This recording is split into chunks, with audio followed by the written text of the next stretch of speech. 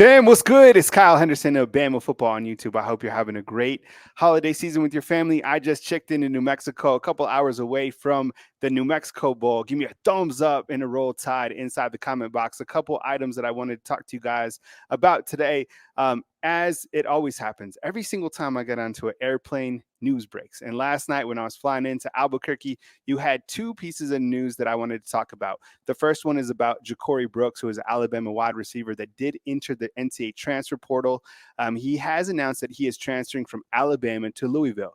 Now, Jakeori Brooks, as you know, a couple seasons ago, caught for over 800 yards for Alabama and came up with some really clutch plays. You remember the Iron Bowl when he came up in the clutch with Bryce Young to help the Alabama Crimson Tide beat the Auburn Tigers down at the barn. We wish him the best. I don't know how he's going to turn out at Louisville, but when you look to the Alabama wide receivers and the guys that are coming back for the 2024 season and into the playoffs, you see that a lot of the sophomores started to rise up. You have Kendrick Law, Isaiah Bond, Kobe Prentice.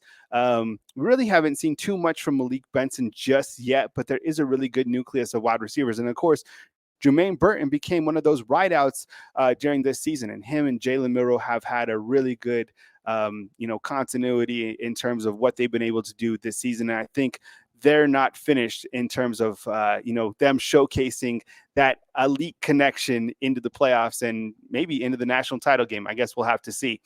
But we wish Jakeori Brooks the best. And the thing about Jakeori Brooks that I really like too is he was a special teams threat. I think a lot of times people come to Alabama and they forget that a lot of the starters, sometimes they play special teams. I mean, it wasn't too long ago that Roydell Williams explained, he's a running back at Alabama, as you know, explained that if you want to get on the field, start out at special teams. So Nick Saban plays a lot of his starters sometimes on special teams, and Jakeori Brooks came up with, I think, 2 blocks on punts. So the other piece of news that I want to talk about, and this is probably more notable, is the fact that Elijah Pritchett, who is a redshirt freshman, did enter the NCAA transfer portal. He's a tackle, and I think that he was slated to be the starter during the springtime, and then he was beaten out by Caden Proctor. Look, competition is a good thing.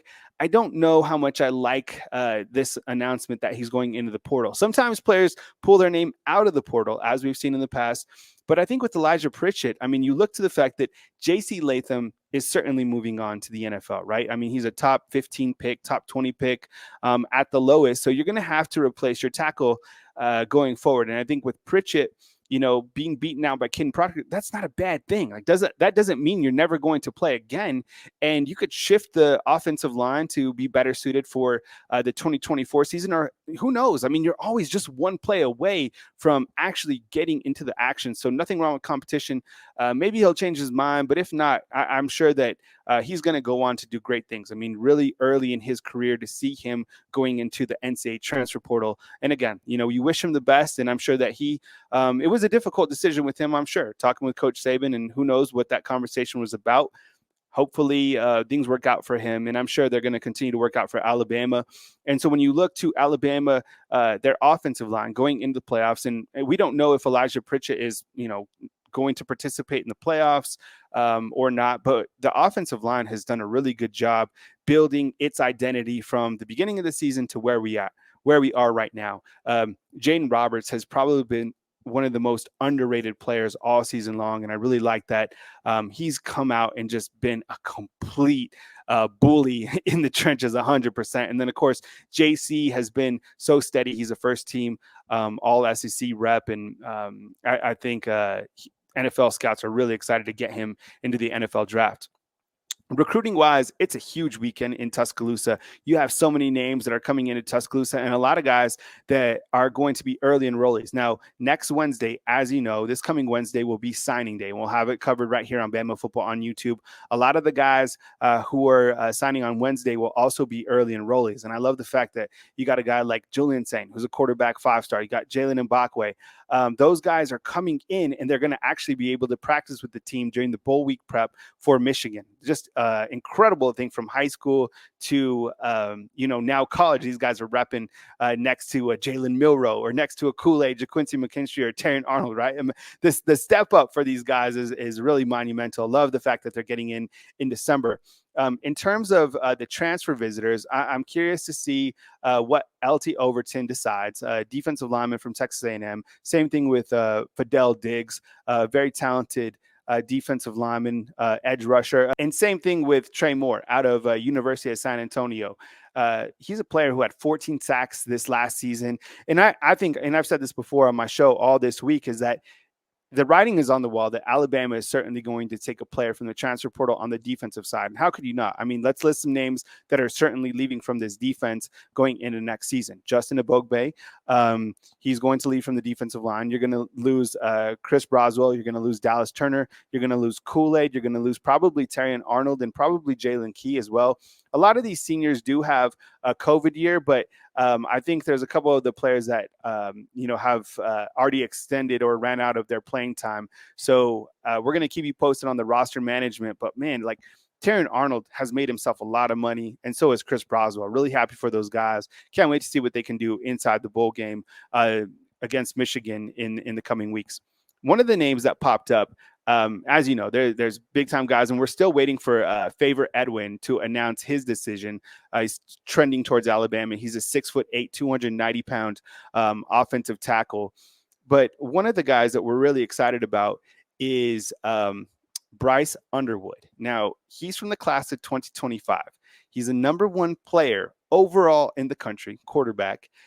People are saying that he's going to end up at LSU. I don't know. He's in Tuscaloosa right now. Isn't it crazy? Like, there's a manufacturing plant somewhere that's just pumping out guys with the name Jalen and guys Bryce. Can you imagine? A couple years ago, you have Bryce Young, and then you get Bryce Underwood, or then you had Jalen Milroe or Jalen Hurts, and now you have Jalen Milroe. Pretty interesting how those things work out. Other recruits that we're keeping an eye on, of course, Kevin Riley, who's out of Tuscaloosa County, visiting with the coaching staff this week.